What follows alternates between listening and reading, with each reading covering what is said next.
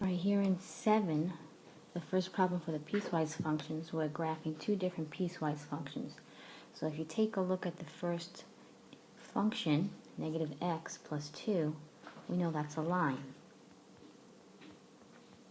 Where do we actually start to plot this line? Well, we need to look at the domain. It says all my x's have to be less than 0.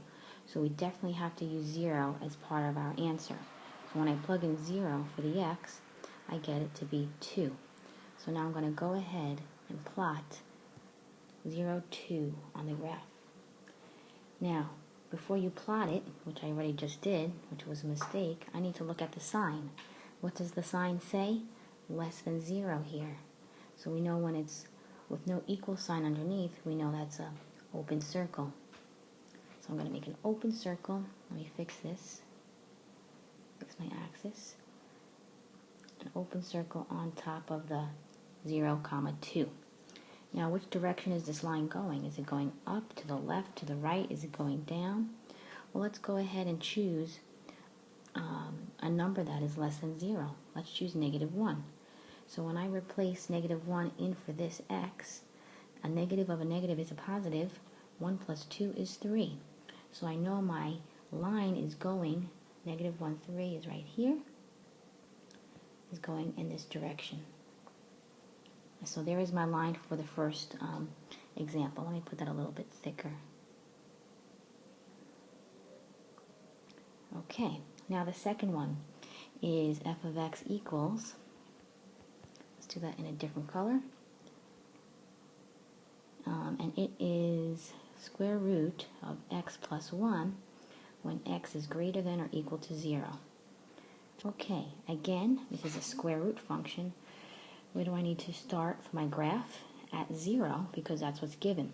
So if I plug in 0 in for this equation, the square root of 1 is 1. Before I plot that point, let's take a look at the sign. It has an equal sign there, so I know this is a solid circle. So let's go ahead and plot 0, 1 right there. Now, to figure out another point, I need to choose a number that's greater than 1, but we should all know what the curve of a square root function looks like. So I'm just going to choose 3. Plug in 3 for x. 3 plus 1 is 4. The square root of 4 is 2. So 3, 2 is about here.